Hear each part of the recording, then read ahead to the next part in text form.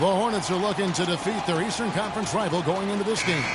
Bringing you some fun on a Monday night, it's the NBA on 2K Sports. Kevin Harlan here along with Clark Kellogg and Steve Kerr. Taking a look at Detroit in second to last place in the East. Nothing's come easy for them this season. Evan, in recent games, their luck has been all bad and tough. And that could very well continue against the team they're facing here in this ball game. It's not going to be easy to end the streak. Yeah, you don't want to have to face these guys on any given night, Clark. Never mind when you're in the middle of a losing streak. So this is tough timing, but it's an opportunity for them to come out and play well and end this streak. All right, let's set the floor. Courtesy of Gatorade. All fueled up and ready to go. Setting the floor for the Hornets. Davenport in at point guard. Kid Gilchrist and Vonleh at the forwards. Al Jefferson out there with Lance Stevenson. Good, nice play there from Vonleh. Perseverance paying off on the offensive boards, guys. Let's catch up with Doris from the sideline. I spoke briefly with Randy Whitman. We talked about the impact players on these two teams, the ones who can take over a game single-handedly. And he told me that Michael Kidd Gilchrist may already be in that category. He said he's a guy we've got to account for. He's just so relentless. If you're not ready to match his intensity level, he'll make you look bad. And Kevin, he said if they can limit his impact on the game, that will certainly help. Thanks a lot, Doris. Smith the pass to Meeks. Monroe with a screen on Stevenson. Outside Robinson. 6 to shoot. He drains it as the shot clock ticks down. You know, the height difference there is huge, but he canceled it out with great body control in the air. Exactly, Steve. He got to the hoop and wouldn't allow himself to be manhandled by the big boy. Jefferson trying to break loose, and he drops it in. Just a pretty release there from Davenport. They really can't allow him too many open looks like that. I mean, that's just inviting trouble. Robinson kicks to Meeks. Back to Robinson. Monroe left side to the left side wing. The three. The shot is off. And Charlotte will go the other way with it. They couldn't put the pieces together, losing that last matchup with Boston. Yeah, and when the game went into overtime, the confidence of both teams seemed to go in opposite directions. And they were on the wrong side of that equation. And that's the case a lot of times when you have an uneven matchup like that, Steve. We've seen it before. The longer it stays close, the more confidence the underdog gains. And here is Robinson after the three-pointer from Davenport. And it's Robinson again missing. That's not a sight you see very often. I mean, he has a great feel for that jump shot, especially when he's open. Off target there. That would have pushed the lead to double digits.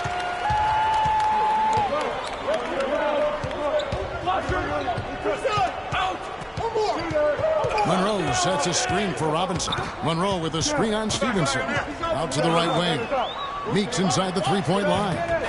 Off the left rim and out. Well, he's wide open there, but really struggles from that range. Maybe there's a reason he's open. And the defense looking to protect the rim at all costs. Yeah, I like that. The foul to save the layup. Make him earn it at the line. The Hornets shooting their first shots from the stripe in this game. And that one misses. And the second free throw, good. First quarter of action, just under 3.5 minutes played. Clark, they've been struggling here on offense. Yeah, a little bit of cottonmouth here. Dry spell for sure. And Monroe kicks to Smith. Detroit, no good that time either. Hornets leading by 8. There's the three. Stevenson dishes to Vonleh. That's good, and it's Stevenson with the assist. Vonleh's got his second bucket of the game to go. This defense has been way too soft early on. They've got to start playing with some energy. You know, Steve, do something. Anything to throw their shooters out of rhythm is what's got to happen here.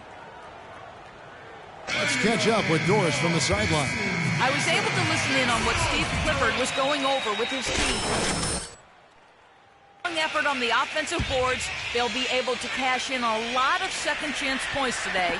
He added that those are the points they must have.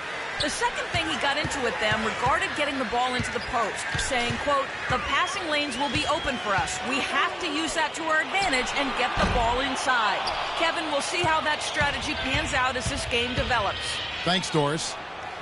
Well, his shot's been off today, no question. He's not the guy they're going to want to look to if they want to keep this lead where it is. Now Monroe kicks to Meeks. Pass to Robinson. Monroe sets a screen for Robinson. Shot clock at 3. Doubled by Davenport. Robinson, that's good. Robinson's got his second basket of the night. Whatever their plan was defensively that time, it didn't work. Not if it results in that shot. Here's the great one. 11 points for him in that last game against Boston.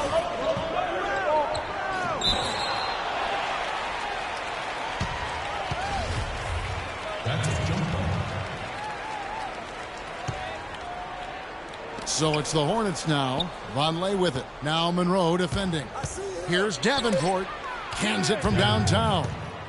The great one's got 12 points in the game. Well, with that last huddle, you could see the coach was addressing how they were going to make a tactical adjustment. And after the coach does something like that, it's on the players now to lock in and follow the lead and execute. If they don't, then the coach will put them on the pot. The 2 points are pretty much a lock when they're able to get the ball into that position inside. Takes the 3, and another 3 for Charlotte. By the way this defense is playing out there, I mean, they might as well not be there. That's 5 straight wide open threes. Yeah, and that's way too many. I mean, typically teams will get the message to cover shooters after 1 or 2 wide open threes, but they just haven't figured it out yet. Robinson passes to Meeks. Smith sets the pick for Monroe. Here's Meeks. Foul call that time on the way up. That'll give him 2 chances at the free throw line here. Lance Stevenson. That's his first personal foul.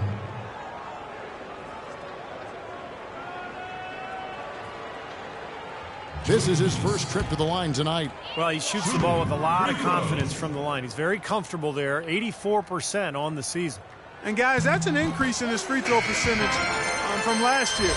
Maybe not a large one,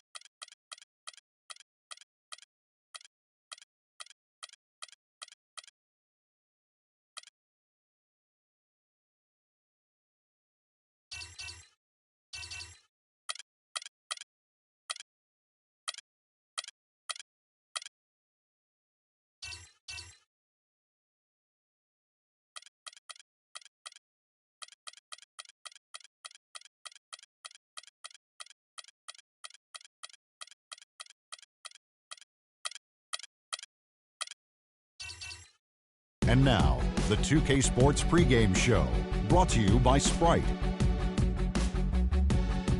Hello again, everybody. I'm Ernie.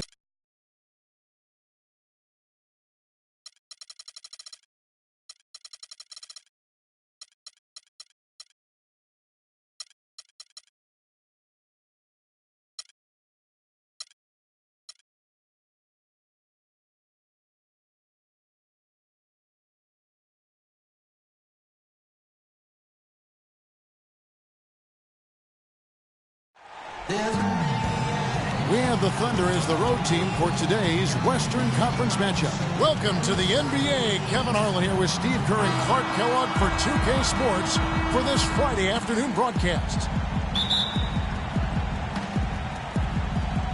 So Golden State will get the first possession. So here's Oklahoma City's starting group. Durant outside at the 3 with Ibaka playing the power forward. Russell Westbrook out there with Roberson. And it's Adams in at the 5. Bogut with a screen on Durant. Excellent use of the screen that time. Dubs got his team on the board to start the game for the Warriors. And he's on the board early. The first to strike there. Nice hoop. The Thunder were the second best road team in the NBA last year. Normally a jump shooting team might have trouble on the road, but they are just that good. And now Doris Burke has an update from the sideline. Kevin, I had a chance to catch up with Scott Brooks. A big factor in this game, he said, is how well they do to contain the young shooter Klay Thompson, saying Thompson can really give you trouble coming off screens. We got to have all-out energy fighting to stay on his hip, and then we need to pressure on the ball handler to try and delay the pass. Kevin, both jobs are hard. Thanks again, Doris. Out of bounds, Golden State takes possession.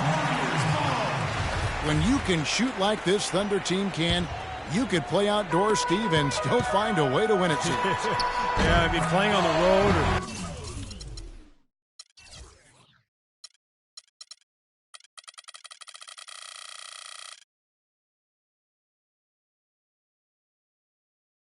on the mood, it wouldn't faze them regardless. Their 25 road wins is a testament to just how unflappable this club is.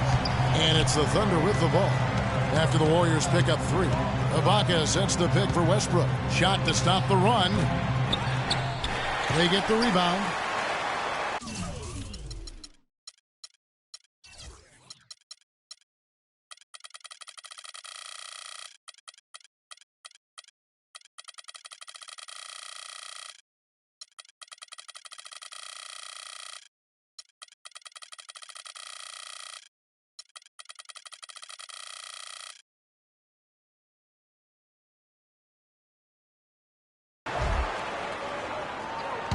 Durant against.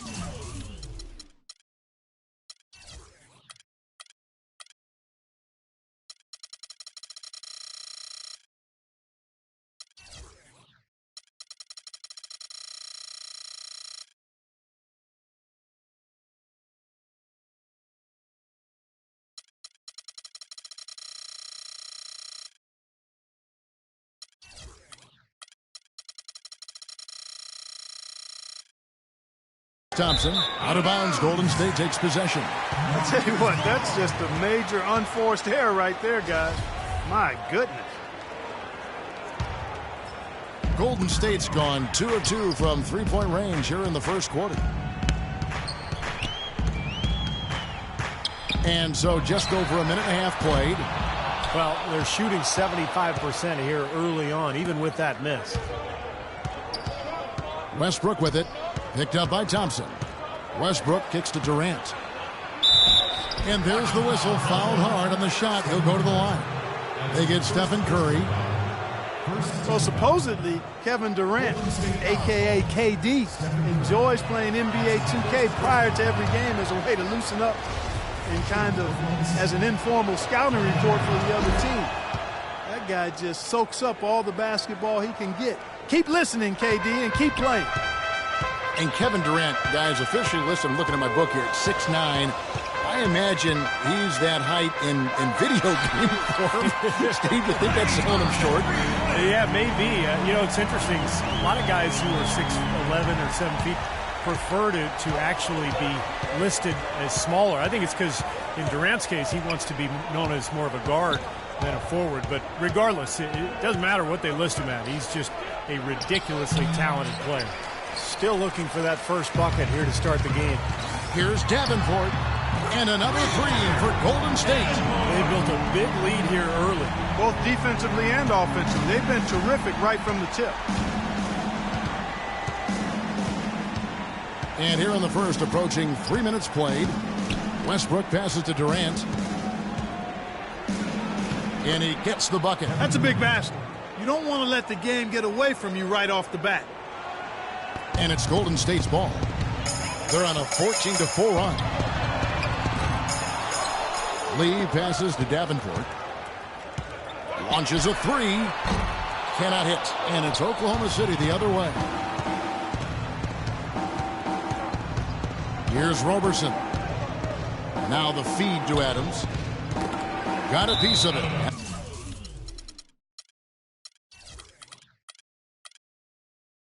And it's out of bounds. Oklahoma City able to retain possession. Different look here for the Warriors.